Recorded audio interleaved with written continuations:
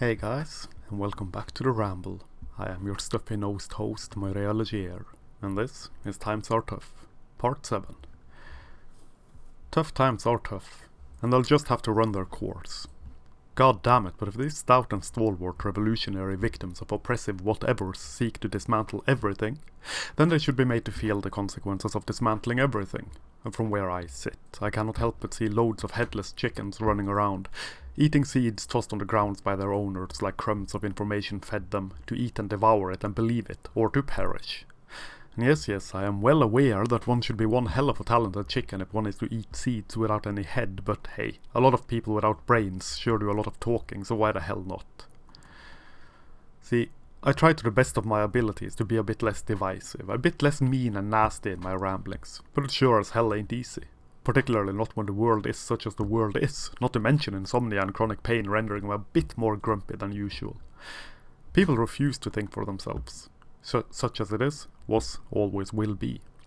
The prevailing narrative is the prevailing narrative, and nuance as well as views to the contrary be damned. The prevailing narrative is that of the eternally victimized by every damned thing woman who is, despite being victimized by the slightest breeze, also supremely strong, capable and independent. Now, it must be stated that no one lives in a vacuum. Everyone and their moms are influenced by the world around them in one way or another. There's no doubt about that. We take in what we take in, are convinced or not convinced, based on much the same. Yet, when the news are so obviously slanted, when the information presented by what is supposed to be neutral and objective journalistic sources are anything but neutral and objective, the ability to think for oneself becomes even more important, the ability to question authority even more of a pressing matter. At the very least, one should be able to question certain things, certain widely held beliefs, without being labelled a whateverist and so dismissed with accusations of abusing one's partner or not getting laid or being ever so much a racist scumfuck with allegiance to the Third Reich and nonsense like that. Alas, questioning the dominant narrative is not as simple as questioning the dominant narrative. In a time and in a place in which a male politician in a political fucking debate with a female politician there to fucking debate political issues in a political fucking debate can get accused of mansplaining and summarily dismissed for simply debating a female politician supposedly there to debate, things are severely messed up. Particularly so when the ones accusing him of mansplaining are goddamned motherfucking news outlets of a supposedly professional variety. The veneer of professionalism is slowly sliding away, to reveal the greasy film beneath. Any semblance of objectivity and good journalistic ethics burnt to the ground.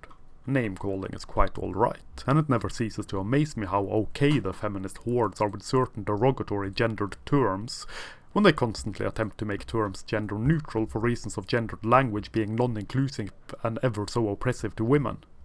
And I'm sitting here thinking, if calling a fireman makes it so that women don't dare apply to such a profession, would not mansplaining then make it so that men dare not explain something, following their own logic? But, that's not how it works. Mansplaining, manspreading, man-interrupting, man-slamming, etc. are all quite alright. But don't you dare name a manhole, you oppressive patriarch, you. And so it has come to this. Women, even when they take part in a political debate, must not be debated. Particularly not by men. If a man debates a woman, he is mansplaining. No matter the reason for the debate, no matter that the point of it all is to have a damned debate. A man must always agree with a woman, such is the way of it. Anything else is just plain old patriarchal oppression, of course. But women are apparently absolutely incapable of doing their jobs if that job just so happens to be a politician. It does not seem particularly strong and powerful and independent to me, but that don't matter. Playing the victim card is far better than debating and winning on merit. That, you see, would open the possibility for loss, and that cannot under any circumstances be allowed to happen. And I swear upon all that I hold near and dear, I trust politicians even less than I trust actors, and actors are paid to lie and to play pretend for fuck's sake. Alas, women cannot handle people disagreeing, or so it appears. How dare you, sir, debate a woman? Do you not know how frail and fragile she is? How dare you, how very dare you, you horrible mansplaining malicious monstrous manterrupter, you! It is absolutely astonishing that this is considered acceptable, that this is celebrated, that this sort of trite trash, this sort of underhanded tactic, this sort of absolutely gobsmacking nonsense is given the time of day. And my wife, some time back, read an article, a review of some book written by a ferocious feminist. The author of the article wrote, and I am quoting verbatim, though translated from Norwegian, "Sometimes it just feels so good to have someone tell you what to think," end quote. Oh boy, oh man, oh wow. That just says it all, does it not? It is one thing to have one's opinion swayed by arguments. It is one thing to be convinced of something by someone. It is one thing to listen, nod one's head and understand the facts behind the arguments, to see the reason behind it. It is quite another to turn off completely, follow blindly and, well, celebrating having someone tell you what to think. Add inevitable quote, "wake up sheeple," quote, for bonus comedic effect. And now that this is happily out of the way, I can carry on rambling. The main problem with these types of people, the biggest issue, besides an apparently celebrated inability to think for themselves, is that they never really consider that what they will force on other people will also be forced on them. Compelled speech for one example, hate speech as another, and on it goes. They consider themselves to be such morally superior human beings that they cannot do wrong. Doing wrong is something other people do, not they themselves.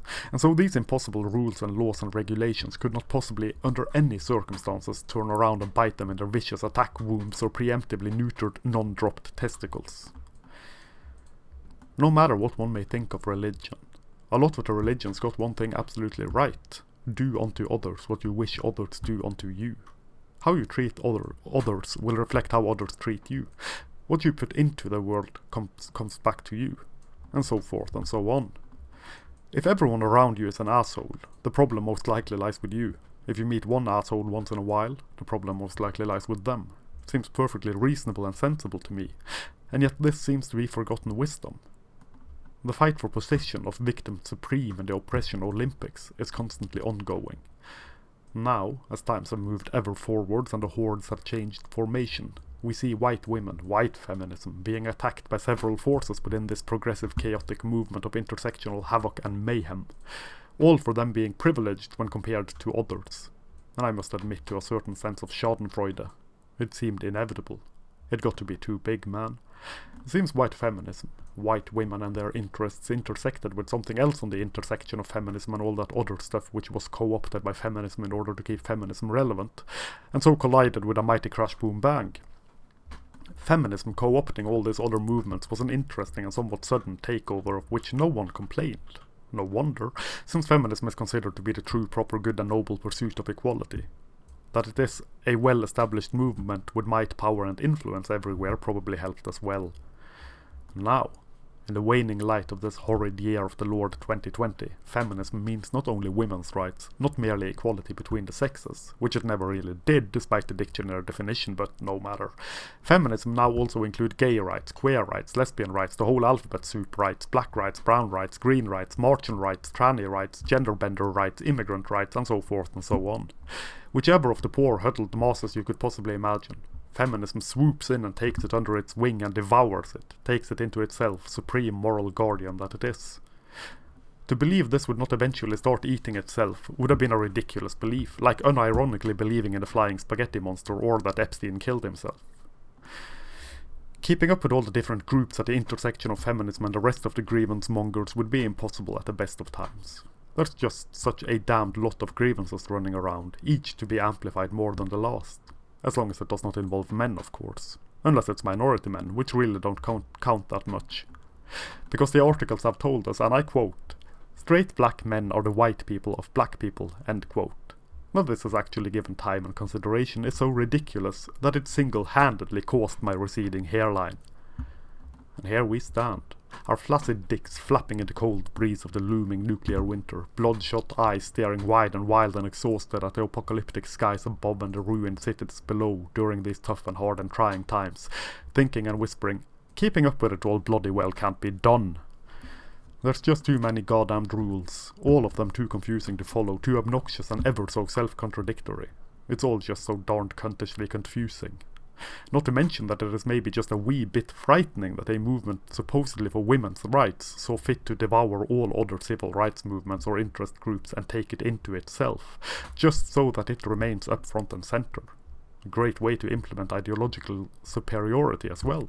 Fantastic way to constantly keep people ideologically pure. co-opt the movements of everything and everyone, and make it so that people who do not agree with feminism is shunned and cast out of the movement or the group there to supposedly make them feel better about themselves, to make them feel as though they belong somewhere in this strange and crooked world. Bend a knee to feminism, Mr. Fagot, or perish. To quote the good Dr. Randomer Cam from his phenomenal song Cringe is the Word, quote, MRAs don't care about gays, unlike us. We're for women's rights, end quote. That ought to sum it up. Were I a bit cynically inclined, I would perhaps say that the whole shambles is designed to be as confusing and self-contradictory as possible, so that there is always something to either complain about or explain it away with. It is not a monolith, none of it, not feminism, not intersectionalism, not progressivism, nor any of the other things beneath the giant whore-hopping umbrella of intersectional feminism. Except when it is. When it suits the non-monolithic hordes. The whole progressive movement, the whole social justice thing, the whole intersectional feminist thing is an opportunistic parasite, leeching on the goodwill of good, honest, decent, ordinary people who just want to do good and who have neither the time nor the ability to delve deeply into the issues or the movements that create such hard-hitting schisms in our societies. Movements upon movements that aim to divide and conquer, all running on the fumes of a philosophy, on the noxious fumes of a view of the world in which there does not exist any objective truth, any truly measurable reality. Unless, of course, it is their truth and their measured reality. Then truth exists, and reality is rigid, static, and measurable. Most people are not bad people. Most people are good and decent people. And when a movement, it does not matter which, presents itself superficially as being of the good, then people will support it. Particularly so when everyone else seems to be protecting and defending and following it. The bad parts of the movement are merely the outliers, the extremes. And this is how it is sold. Which is why, I believe, you see feminists so ardently and so fervently defending feminism, making out that men are the reason, men and the patriarchy are the cause for mothers winning sole custody, so much more than fathers, for example. Anything unequal in society is the fault of men after all. The fact that prominent feminists and feminism in its many incarnations have fought tooth and nail so that mothers shall be granted custody does not matter. After all, the movement said it was about equality, and men are the oppressors and the ones making it unequal, and so anything that is not equal in society must be the fault of men, even when feminist lobbying is the cause of much of it, and still fight for more of it.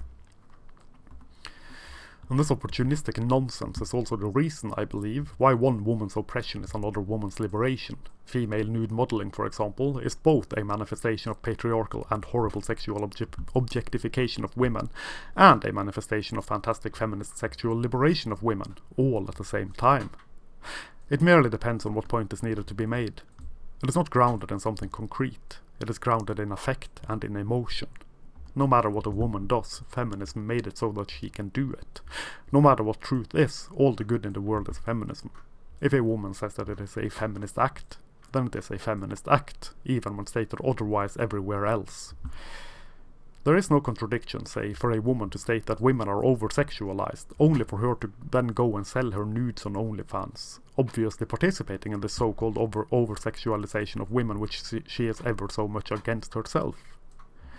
And I will have a ramble on that topic sometime in the future, I believe, as I have only recently discovered that women, yet again, are victims of their own choices.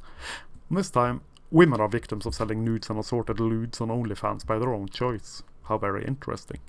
Women have no agency and must always and ever be protected from themselves. I tend to believe women are more capable than all that, but apparently I am a horrible misogynist for believing this. And I was once told, as a rebuttal to my anti-feminist stance, that feminism is the reason why I am not forced to work in the coal mines for 12 or more hours a day. Because of course it is. It makes perfect sense. All the guys that went on strike and stood in picket lines, risking life and limbs, beatings and death and, of course, loss of livelihood in order that workers should get a better deal are forgotten, neglected, rendered, one could even say to much shock and surprise, disposable. It makes one think that men are the disposable sex now, doesn't it? When feminism swoops in and takes credit for what is, in no small way, men's doing. Men's contributions to society does not matter. Men are to be torn down for being mean and wicked, never contributing anything good. And when they did, it is only because they denied women the right and the opportunity to do it themselves. So, you see, even when men do good, it is sprung from their desire to oppress and subjugate women. But it is not about hating men, you see. It is all feminism, all of it. It is all women who done did the good deeds in the bad faraway past times. All of it, all of them, only them, all praise unto feminism. Even that which is evidently not feminism is feminism, because feminism has told us that it is, and so that must be true. And all that is good in the world is feminism, in essence women. All that is bad in the world is patriarchy, in essence men. And the feminist in question followed this up with telling me that I ought to be more nuanced in my view of the world, because life is all about nuance, she said. The irony seemed lost on her. Claiming feminism to be the cause of all the good in the world seems to me to not be particularly nuanced, but I suppose that self-awareness is a tool of the patriarchy and so is to be discarded and regarded with the utmost suspicion. And it sure as hell seems to be very much religious in thought. All good in the world is God, all bad in the world is the devil. And should you question this, it is the devil working through you, which is very convenient. Poor sinner that you are, the devil made you do it. This does not seem all that different from blaming the patriarchy when women do not conform to this nonsensical idea feminism have built about the angelic and harmless nature of women, in all honesty. So fuck it. Let's go grab a beer instead. Let's play some video games. Let's read a book. Let's listen to some music, watch a movie, take it easy. Let the whole thing run its course and then see what happens. Such a magnificent beast that these strange and chaotic times are. It will eventually end up hurting itself. And we can all help it along by doing absolutely nothing.